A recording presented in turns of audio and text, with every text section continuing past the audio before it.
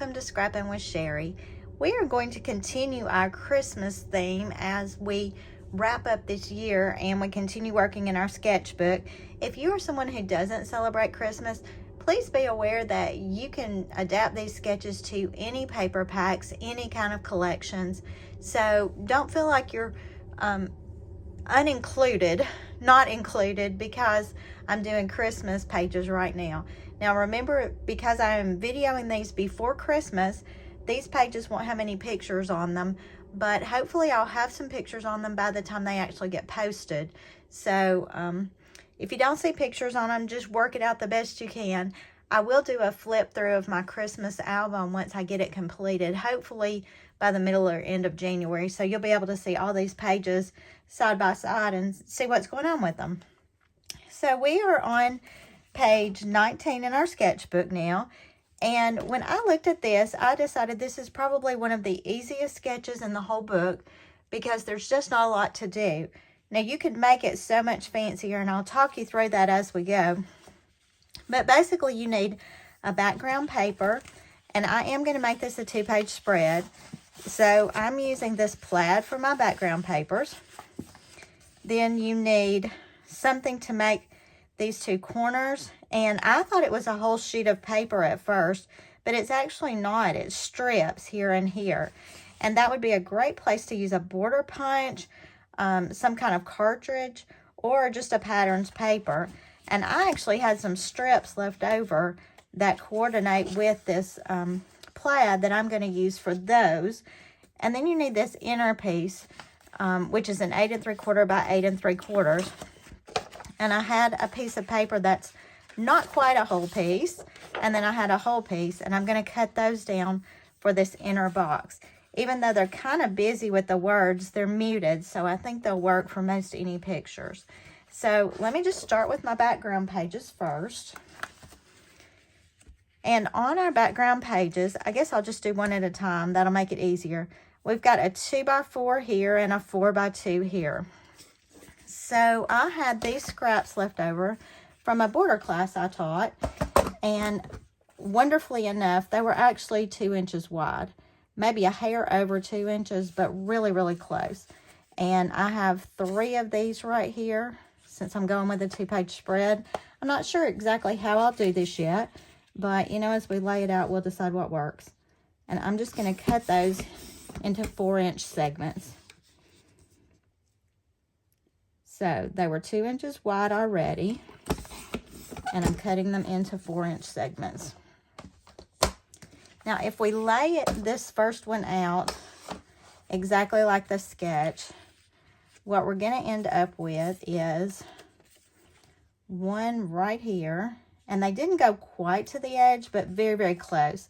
Now, this paper, if you're wondering, this paper came from the open house Christmas paper that I will be giving my customers when they come by my Christmas open house that is happening early December.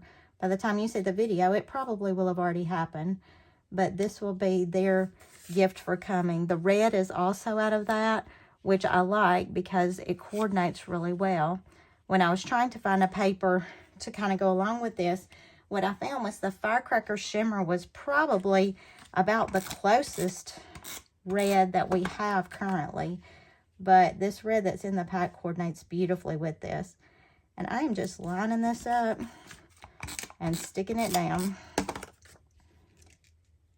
Now, if you didn't want to take the time to cut these little strips, as I looked at it, you could do this as a block. It would be about 6 inches long and about 6 by 6, although it's not quite a square, probably about a 6 by, let me think, a 6 by 4 block, a 4 by 6.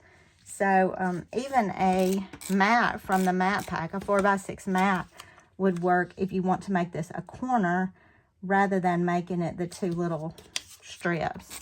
It just worked out well for me because, you know, I'm trying to use up all this Christmas paper, and since I had these strips that were already 2 inches wide, this sketch was just begging to be done. All right, so there's one of them. And when I'm looking at this paper, It has a blue and a gray design that go through here. And I'm trying to make my blue and gray design go horizontally on both pieces. But I think what I'll do is make my little design here and here again, so that I don't have these touching.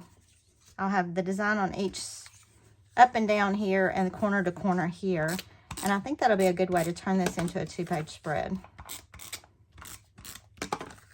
Like I said, this one is just not going to require a whole lot. I feel like it's going to be very simple, but once I get the pictures on it, you know, I think they'll pop, especially with the background paper.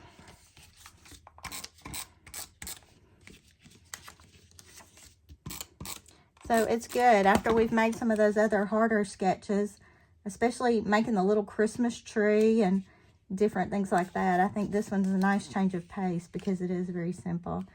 And we'll do Christmas videos probably through the month of December, and then we'll go back to some other things. Now, I will be skipping one sketch because I had already done it out of some different paper, and I'll let you know when that time comes. But I will revisit it in January, right after Christmas. If you have things you would like to see done on videos, let me know that too. I'm open for suggestions, but I'm loving working through the sketchbook. All right, all we have left is to cut this inner piece, and it's 8 3/4 by 8 3/4. And I'm going to use this gray that has all the holiday words on it. I will need the edge of my trimmer out for this because I'm using a scrap piece for this one. And it's just a little over, it's not quite 12 by 12, but it's a little bit bigger than I want to do the math on tonight. 8 3/4 by 8 3/4.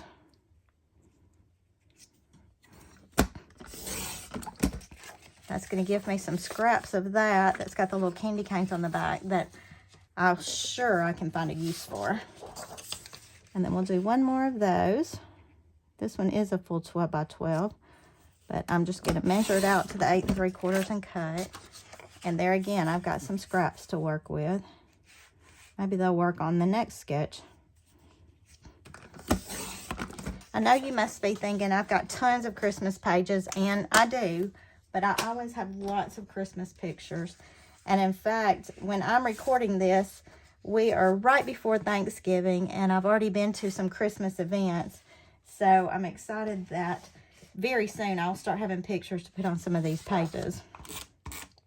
Some of the pictures I have ordered already.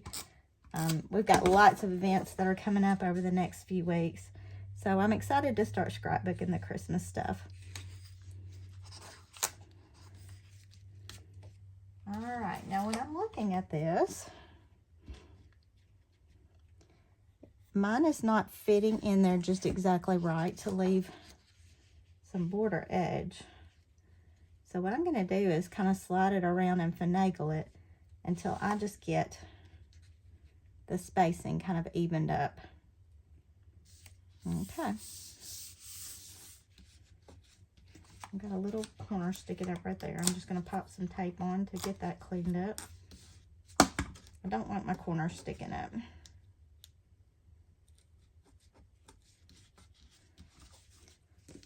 And I think that's really pretty. I debated about using just a plain white here, but I do like that little gray stripe that runs through, and this pulls that gray stripe in too.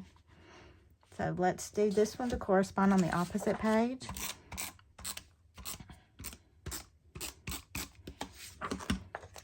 And we'll have 2 pages ready for those pictures. Do you celebrate lots of Christmases, or do you even celebrate Christmas at all? I know some people don't. Some people do different holidays. Some people don't do anything. I do an entire Christmas album for every single year. I think I've mentioned that before. What do you do about Christmases? If you celebrate Christmas, do you do a whole album, or do you incorporate it in your family book? How do you work it out? All right. There are the 2 pages for sketch page number 19. So we've made that one into a 2-page spread. It is finished and ready for those pictures. So pop me comments. Let me know what you're thinking, what you like, what you would like to see more of, less of, whatever. I'm very open to ideas and suggestions. But until I see you next time, happy scrapping.